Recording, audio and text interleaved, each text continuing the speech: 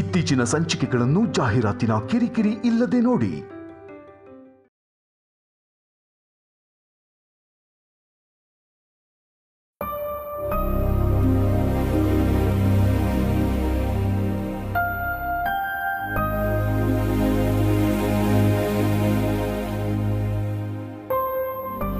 Easy ಹಾಲು ಅಲ್ಲೆರಡು ಆಮೇಲೆ ಕುಡಿತೀನಿ.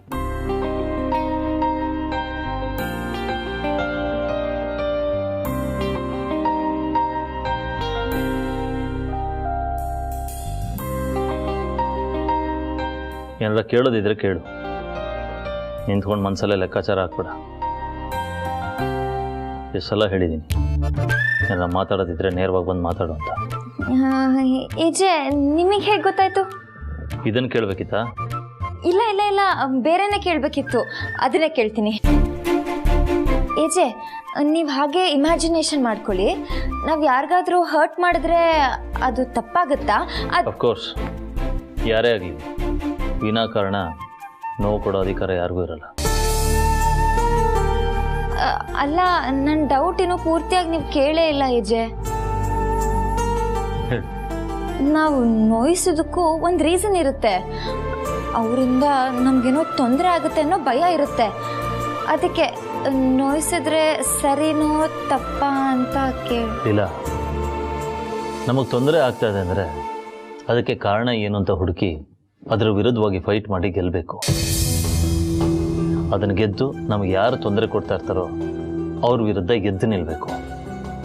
ನಾನೇನೋ ಹೇಳಕ್ ಬಂದ್ರೆ ಇವ್ರೇನೋ ತಿಳ್ಕೊತಿದ್ದಾರಲ್ಲ. ಇನ್ನು ಕೆಲವು ಸತಿ ನಾವು ಏನೇ ಮಾಡಿದ್ರು ನಮ್ಮ ಮನಸ್ಸಿಂದ ಒಂದು ವಾಯ್ಸ್ ಬರ್ತಾ ಇರುತ್ತೆ, ನಾವು ಮಾಡ್ತಿರೋದು ಸರಿನಾ ತಪ್ಪ ಅಂತ. ಇನ್ನೂ ಕೆಲವು ಸತಿ ಅದನ್ನು ಮೀರಿದ ಕನ್ಫ್ಯೂಷನ್ ಇರುತ್ತೆ. ಆಗ ಅದನ್ನೆಲ್ಲ ಮರೆತು ಮುಂದೆ ಅವ ಕೆಲಸ ನೋಡಬೇಕು. ಥ್ಯಾಂಕ್ ಯು ಏಜೆ. ಸರಿ, ನೀನು ಯಾರಿಗೆ ಹರ್ಟ್ ಮಾಡಿದೆ? ನಾನು ಯಾರಿಗೂ ಹರ್ಟ್ ಮಾಡಿಲ್ಲಪ್ಪ, ಸುಮ್ಮನೆ ಡೌಟ್ ಬಂತು ಅದಕ್ಕೆ ಕೇಳಿದೆ. ಐ ನೋ ಯು ಲೀಲಾ, ನೀನು ಎಡವಟ್ಟು ಮಾಡ್ಬೋದು, ಆದರೆ ಇನ್ನೊಬ್ಬರ ಮನಸ್ಸನ್ನು ನೋಯಿಸುವಷ್ಟು ಕೆಟ್ಟ ಬುದ್ಧಿ ನಿನಗಿಲ್ಲ ಅಂತ ನಂಬಿದ್ದೀನಿ ನಾನು. ಮತ್ತೆ ನಾನು ತಪ್ಪು ಮಾಡಿಬಿಟ್ಟೆ ಅನ್ನೋ ಗಿಲ್ಟ್ ಕೊಡಬೇಡಿ ಏಜೆ. ಥ್ಯಾಂಕ್ ಯು ಏಜೆ, ನಾನು ನಿಮ್ಮ ನಂಬಿಕೆನ ಉಳಿಸ್ಕೋತೀನಿ. ನಾಳೆ ಬೆಳಗ್ಗೆ ರೆಡಿಯಾಗು, ನಿನಗೊಂದು ಸರ್ಪ್ರೈಸ್ ಇದೆ. ಸರ್ಪ್ರೈಸಾ? ಸರಿ ಸರಿ ಅಜ್ಜಿ, ನಾಳೆ ರೆಡಿ ಇರ್ತೀನಿ.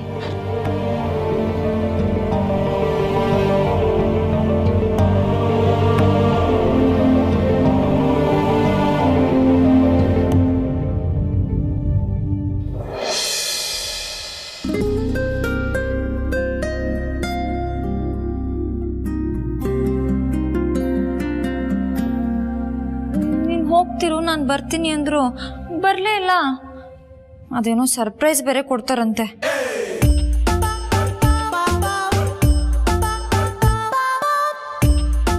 ಓ, 2 ಹಕ್ಕಿಗಳು ಒಂದೇ ಕೊಂಬೆ ಮೇಲೆ ಕೂತಿದೆ. ಆದ್ರೆ ನನ್ನ ಗುರಿ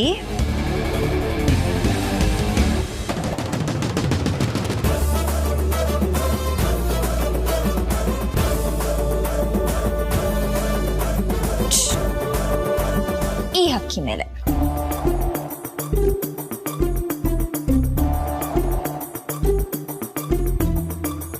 ಹಾಯ್ ಲಕ್ಷ್ಮಿ, ಏನ್ ಮಾಡ್ತಿದ್ಯಾ? ಅದು ಛಾಯವ್ರ ಜೊತೆ ಸುಮ್ಮನೆ ಮಾತಾಡ್ಕೊಂಡು ಕೂತಿದ್ದೆ. ಹೌದಾ? ನೋಡು, ನಾನು ರೆಡಿ ಆಗಿದ್ದೀನಿ. ಎಲ್ಗೆ ಹೋಗ್ತಿದ್ದೀನಿ ಅಂತ ಕೇಳಲೇ ಇಲ್ವಲ್ಲ? ಅದನ್ನು ತಾವೇ ಹೇಳ್ಬಿಡಿ. ಆಕ್ಚುಲಿ ಏಜೆ ನನ್ನ ಕರೆದು ನಿನ್ನ ಆಚೆ ಕರ್ಕೊಂಡು ಹೋಗ್ಬೇಕು, ಸ್ವಲ್ಪ ರೆಡಿ ಇರು ಅಂತ ಹೇಳಿದ್ರು. ಅದಕ್ಕೆ ರೆಡಿ ಆಗಿದ್ದೀನಿ.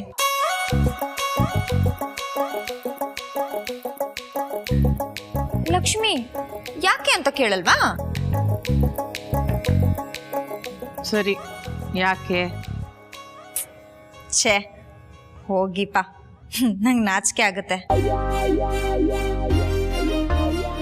ಆದ್ರೂ ನೀವು ಕೇಳ್ತಿದ್ದೀರಾ ಅಂತ ನಾನು ಹೇಳ್ತೀನಿ. ಏಜೆ ನನಗೆ ಸರ್ಪ್ರೈಸ್ ಕೊಡಬೇಕು ನಿನಗೆ, ಸೊ ಬೇಗ ರೆಡಿ ಆಗು ಅಂತ ಹೇಳಿದ್ರು. ಅದಕ್ಕೆ ರೆಡಿ ಆಗಿದ್ದೀನಿ. ಮೋಸ್ಟ್ಲಿ 1 hour ಅಲ್ಲಿ ವಾಪಸ್ ಬಂದ್ಬಿಡ್ತೀನಿ ಲಕ್ಷ್ಮಿ. ನಾನು ಬರೋವರೆಗೂ ಮನೆ ಕಡೆ ಜೋಪಾನ. ಲೀಲಾ ಹೊರಡೋಣ. ಹ್ಞೂ ಈಜೆ, ನಾನು ನಿಮಗೋಸ್ಕರನೇ ಕಾಯ್ತಾ ಇದ್ದೆ. ಛಾಯ, ಒಂದು ಚಿಕ್ಕ ಕೆಲಸ ಇದೆ, ಮುಗಿಸ್ಕೊಂಬರ್ತೀನಿ. ಫೀಲ್ ಅಟ್ ಹೋಮ್, ಆರಾಮಾಗಿರೋ. ಬಾ.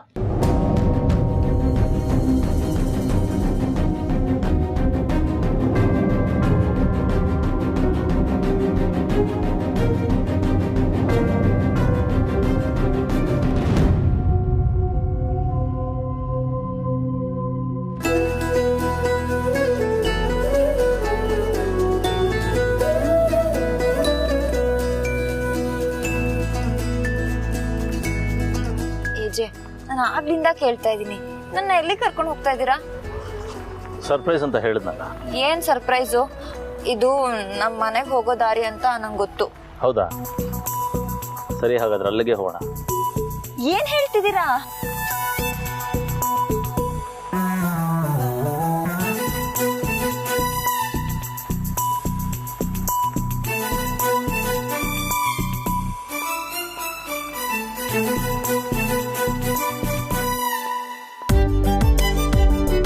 ನಿಮ್ಮನೆ ಬಂತು. ಇಲ್ಲಿಗೆ ಕರ್ಕೊಂಬರಕ್ಕಂತ ನನ್ನ ಕರ್ಕೊಂಡ್ ಬಂದ್ರಾ? ಹೌದು. ಇಲ್ಲೇನಿದೆ ಸರ್ಪ್ರೈಸು? ಒಳಗೆ ಬಾ, ಗೊತ್ತಾಗುತ್ತೆ.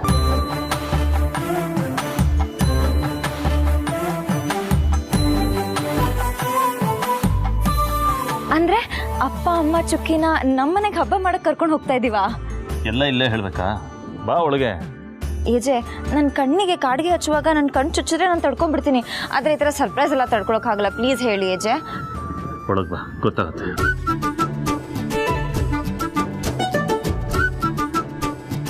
ಏನು ಸರ್ಪ್ರೈಸ್ ಅಂತಾನೂ ಹೇಳ್ತಿಲ್ಲ. ನಮ್ಮನೆಯವ್ರನ್ನ ನಮ್ಮನೆಗೆ ಕರ್ಕೊಂಡು ಹೋಗೋಣ ಅಂತ ಕೇಳಿದ್ರೇನೋ ಅದಕ್ಕೂ ಏನೂ ಹೇಳ್ತಿಲ್ಲ. ಅಯ್ಯೋ ದೇವ್ರೆ, ಏನು ಕಾದಿದ್ಯೋ ಏನೋ. ಈ ಚಂದ್ರಶೇಖರ್ ಸ್ವಾಮಿಗಳನ್ನ ಕಟ್ಕೊಂಡು ಈ ಮಿಡ್ಲ್ ಕ್ಲಾಸ್ ಮನೆಯಲ್ಲಿ ಭಾಳ ಹಂಗಾಯ್ತು ನನ್ನ ಹಣೆ ಬರಹ. ದೀಪಾವಳಿ ಬರೀ ಹಾವಳಿ. ನಮ್ಮನೆ ದೀಪನೂ ಇಲ್ಲ, ದೀಪಕ್ಕೆ ಹಾಕೋ ಎಣ್ಣೆನೂ ಇಲ್ಲ. ಹೇಳ್ಕೊಳಕ್ಕೆ ಏಜೆ ಅತ್ತೆ ನಾನು. ನಮ್ಮ ಅಳಿಯಂದ್ರು ಊರಿಗೆಲ್ಲ ಹೆಲ್ಪ್ ಮಾಡ್ತಾರೆ. ನಮ್ಮ ಮನೆಗೆ ಬಂದು ನಮ್ಮ ಕಷ್ಟ ನೋಡಿ, ಅತ್ತೆ ಮಾವ ನೀವು ಕಷ್ಟಪಟ್ಟು ಸಾಕು, ನಮ್ಮನೇನೇ ದೊಡ್ಡದಾಗಿದೆ, ಬಂದು ಎಳ್ಕೋಬೋದಲ್ಲ ಅಂತ ಒಂದು ಮಾತು ಹೇಳಿದ್ರೆ ಸಾಕು. ನಾವೇನು ಬೇಡ ಅಂತಿದ್ವಿ? ನಮ್ಮ ಅಳಿಯಂದ್ರಿರಲಿ, ಅಟ್ಲೀಸ್ಟ್ ನನ್ನ ಮಗಳು ಲೀಲಾದ್ರೂ ಬಂದು ಕರಿಬೋದಿತ್ತಲ್ಲ. ಅಮ್ಮ,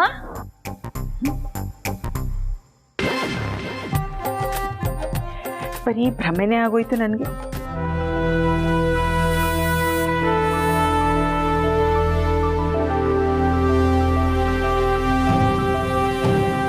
ಅಮ್ಮ,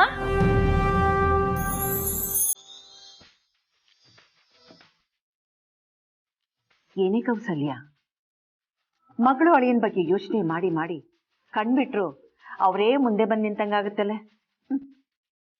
ಅಮ್ಮ, ನಾವು ನಿಜವಾಗ್ಲೂ ಬಂದಿದ್ದೀವಿ.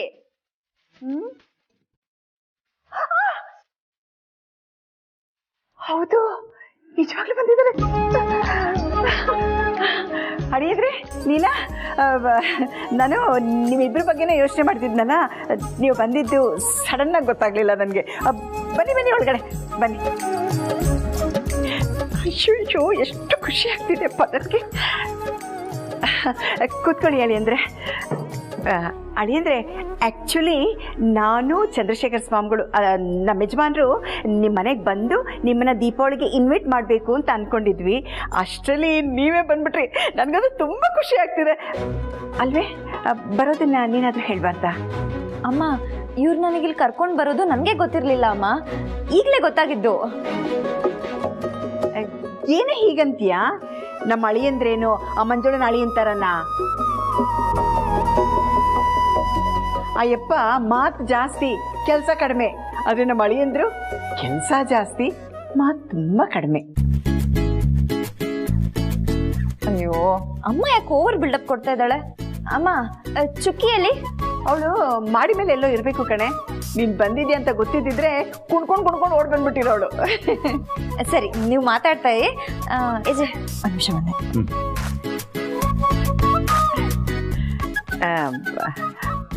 ಯಾಕಳಿ ಅಂದರೆ ತುಂಬ ಸೊರಗೋಗ್ಬಿಟ್ಟಿದ್ದೀರಾ? ನನ್ನ ಮಗಳು ನಿಮ್ಮನ್ನು ಚೆನ್ನಾಗಿ ನೋಡ್ಕೋತಿಲ್ವಾ? ಹಾಗೇನಿಲ್ಲ, ಇನ್ಫ್ಯಾಕ್ಟ್ ಸಂತೋಷಕ್ಕೆ put on wait. Put on wait? ಹೌದು ನೋಡಿ, ಅಂದರೆ ನೀವು ನೋಡೋಕ್ಕೆ ಸ್ವಲ್ಪ ಗುಂಡ್ಗುಂಡಾಗಿ ಆಗ್ಬಿಟ್ಟಿದ್ದೀರಾ. ಅಳಿಯಂದ್ರೆ ಒಂದು ನಿಮಿಷ.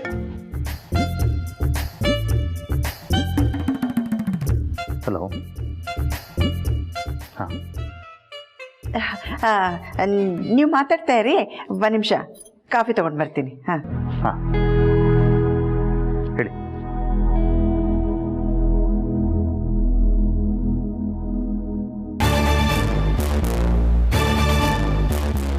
ಅಕ್ಕ, ಸಾರಿ, ವಿತೌಟ್ ಯೋರ್ ಪರ್ಮಿಷನ್ ಒಳಗಡೆ ಬಂದ್ಬಿಟ್ಟೆ.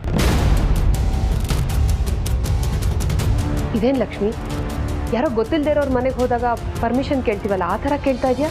ಇನ್ಮೇಲಿಂದ ಹೀಗೆ ಕೇಳ್ಕೊಂಡು ಬರಬೇಕು ಅನ್ಸುತ್ತೆ ಅಕ್ಕ. ನನ್ನ ಮಾತಾಡ್ಸೋಕೆ ನೀನು ಪರ್ಮಿಷನ್ ತೊಗೊಂಡು ಬರಬೇಕಾ? ಯಾಕೆ? ಇತ್ತೀಚೆಗೆ ನೀವು ನಡ್ಕೊಳ್ತಾ ಇರೋ ರೀತಿ ನೋಡಿದ್ರೆ ನನಗೆ ಹಾಗೆ ಅನ್ನಿಸ್ತಿದೆ ಅಕ್ಕ.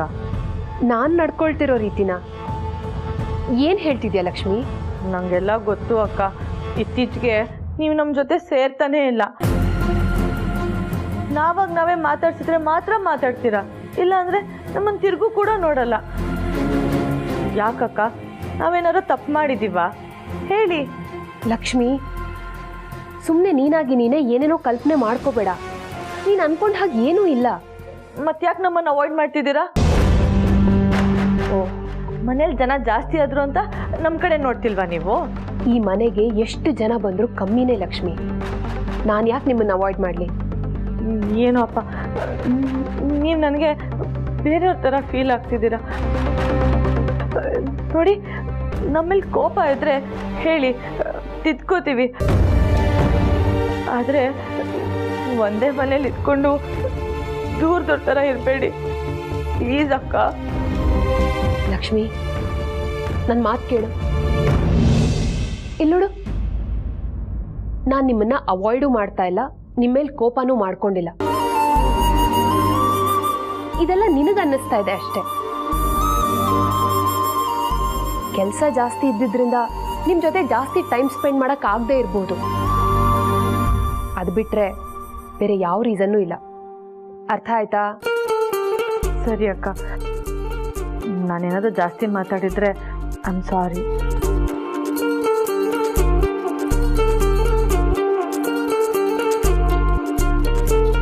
ಬರ್ತಾ ಬರ್ತಾ ಲೀಲಾ ನಿಮಗೆ ಇಷ್ಟ ಆಗ್ತಿಲ್ಲ ತಾನೆ?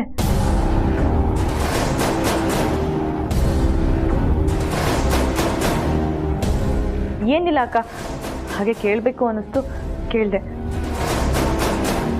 ಸರಿ ಅಕ್ಕ, ಬರ್ತೀನಿ.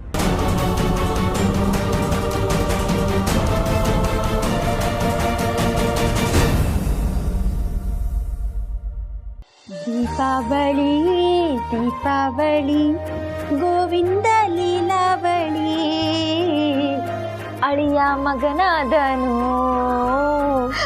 ಮಾವ ಮಗುವಾದನು. ಯಾವಾಗ ಬಂದೆ ಅಕ್ಕ? ನಾನಾ 900. ಅಕ್ಕ ತಮಾಷೆ ಮಾಡಬೇಡ, ನಿಜ ಹೇಳು, ಯಾವಾಗ ಬಂದೆ? ಈಗ ಜಸ್ಟ್ ಬಂದೆ ಕಣೆ. ನಾನು ನಿಮ್ಮ ಬಾವ ಒಟ್ಟಿಗೆ ಬಂದ್ವಿ. ಅವ್ರು ಸಡನ್ನಾಗಿ ಕರ್ಕೊಂಬಂದ್ಬಿಟ್ರು. ಯಾಕೆ ಕರ್ಕೊಂಡ್ಬಂದ್ರು ಗೊತ್ತಿಲ್ಲ. ಹೌದಾ? ಭಾವ ಅಕ್ಕಂಗೂ ಹೇಳ್ದೆ ಇದ್ದಕ್ಕಿದ್ದ ಹಾಗೆ ಕರ್ಕೊಂಡು ಬಂದಿದ್ದಾರೆ ಅಂದರೆ ಏನಾದರೂ ಪ್ರಾಬ್ಲಮ್ ಇರ್ಬೋದಾ? ಏನು ಯೋಚನೆ ಮಾಡ್ತಿದ್ದೀಯ? ಏನಿಲ್ಲ ಅಕ್ಕ. ಏನು ಇಬ್ರು ಹರಟೆ ಹೊಡೆಯಕ್ಕೆ ಶುರು ಹಚ್ಕೊಟ್ರಾ? ಮತ್ತೆ ಅಕ್ಕ ತಂಗಿ ಅಂದ್ರೆ 1000 ಇರುತ್ತೆ. ಫೋನಲ್ಲಿ ಎಷ್ಟೇ ಮಾತಾಡಿದ್ರು ಎದುರುಗಡೆ ಸಿಕ್ಕಾಗ ದಿನ ಎಲ್ಲ ಮಾತಾಡೋಷ್ಟಿರುತ್ತೆ ಅಲ್ವೇನ ಚುಕ್ಕಿ? ಹೌದಕ್ಕ.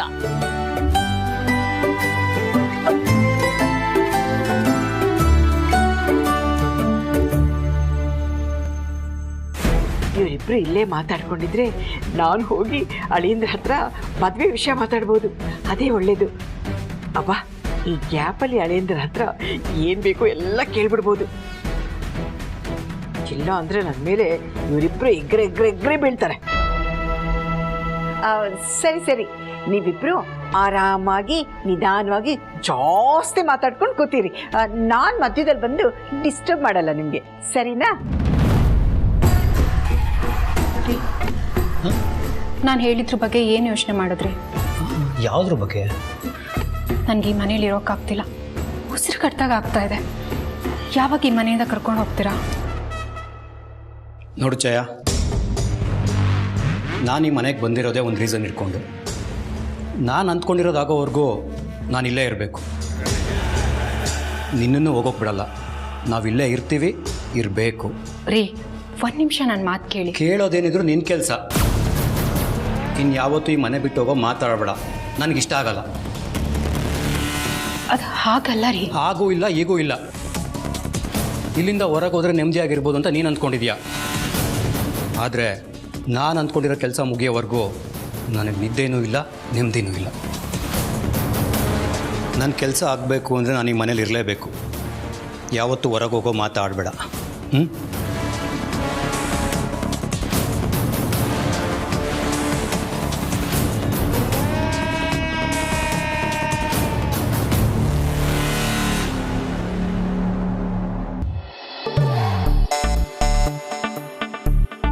ಅಳಿಯಂದ್ರೆ ಕಾಫಿ.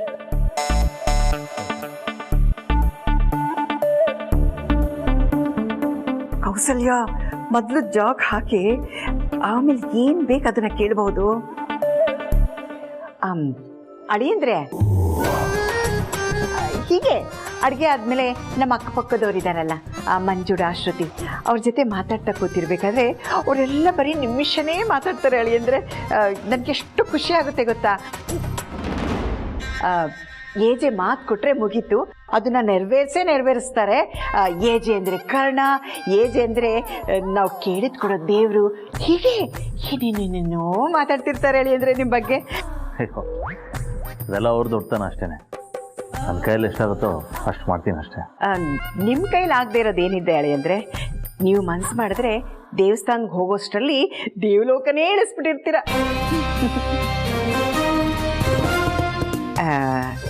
ಅಳಿಯಂದ್ರೆ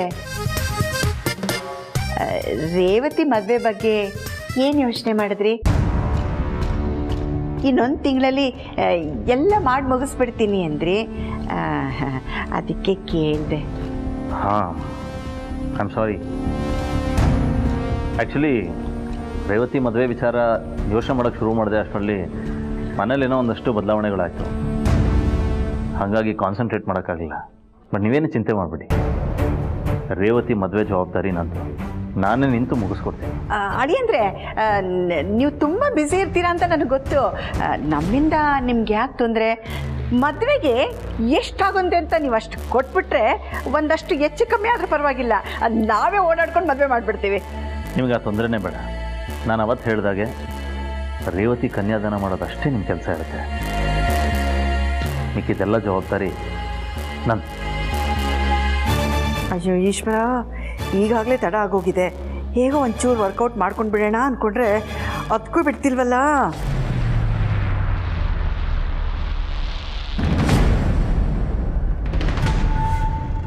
ಹಾಯ್ ಬಾವಾ, ಹೇಗಿದ್ದೀರಾ? ನಾ ಚೆನ್ನಾಗಿದ್ದೀನಿ, ನೀ ಹೇಗಿದೆಯಾ? ಚೆನ್ನಾಗಿದ್ದೀನಿ. ಅವಳನ್ನೇನು ಕೇಳ್ತೀರಿ ಹೇಳಿ ಅಂದರೆ, ಅವಳ ಮುಖ ನೋಡಿದ್ರೆ ಗೊತ್ತಾಗಲ್ವಾ, ಲಕ್ಕ ಲಕ್ಕ ಲಕ್ಕ ಅಂತ ಹೊಳಿತಿದ್ದೆ. ನಾನು ಮದುವೆನಲ್ಲಿದ್ನಲ್ಲ ಹಾಗೆ. ಆ ಥರ ಮದುವೆ ಕಳೆ ಬಂದಿದೆ ಅಂದೆ. ಅಲ್ವೇನೇಲಿಲ್ಲ?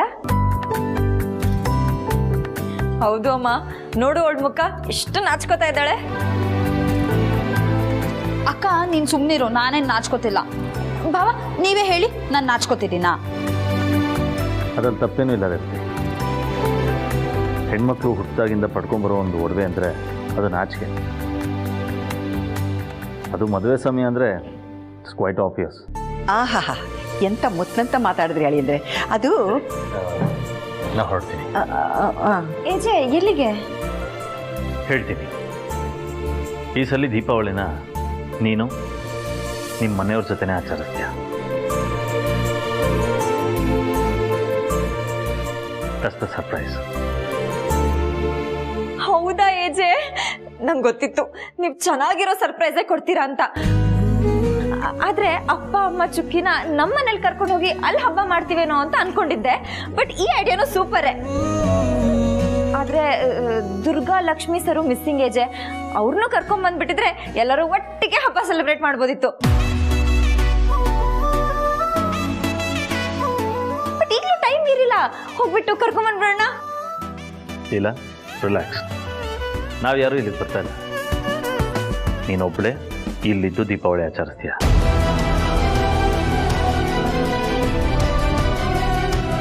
ಹೆಣ್ಮಕ್ಳಿಗೆ ತವ್ರ ಮನೆ ಅಂದ್ರೆ ಒಂದು ಖುಷಿ. ಅದರಲ್ಲೂ ನೀನು ಇಲ್ಲಿ ಹಬ್ಬ ಆಚರಿಸಿದ್ರೆ ಅವ್ರಿಗೂ ಖುಷಿ ಆಗುತ್ತೆ, ನಿನಗೂ ಖುಷಿ ಆಗುತ್ತೆ. So this is exactly Deepavali gift ಮತ್ತು ನಿನಗೆ ಸರ್ಪ್ರೈಸು. ನೀವು ಇದ್ದಿದ್ರೆ ಚೆನ್ನಾಗಿರ್ತಿತ್ತು ಭಾವ. I wish. ಆದರೆ ಅಲ್ಲೂ ಹಬ್ಬ ಆಚರಿಸ್ಬೇಕಲ್ಲ. ನೀವು ಎಂಜಾಯ್ ಮಾಡಿ, ಹ್ಯಾವ್ ಫನ್. ಎಲ್ರಿಗೂ ದೀಪಾವಳಿ ಹಬ್ಬದ ಶುಭಾಶಯಗಳು. ಥ್ಯಾಂಕ್ ಯು ಅಳಿಯಂದ್ರೆ ಇದೇ ಫಸ್ಟ್ ಟೈಮು ನೀವು ಲೀಲಾನ ತವ್ರ ಮನೆಗೆ ಬಿಟ್ಟು ಹೋಗ್ತಾ ಇರೋದು. ನೀವು ಇದ್ದಿದ್ರೆ ಚೆನ್ನಾಗಿರೋದು. ಪರವಾಗಿಲ್ಲ ಬಿಡಿ, ನಿಮಗೆ ತುಂಬ ಕೆಲಸಗಳಿರುತ್ತೆ, ಮುಗಿಸ್ಕೊಡಿ ಅಳಿಯಂದ್ರೆ. ಹಾಂ ಅಕ್ಕ, ಈ ಸಲ ಹಬ್ಬನ ಫುಲ್ ಎಂಜಾಯ್ ಮಾಡೋಣ. Fine, you guys have fun. ನಾ ಹೊರಡ್ತೀನಿ.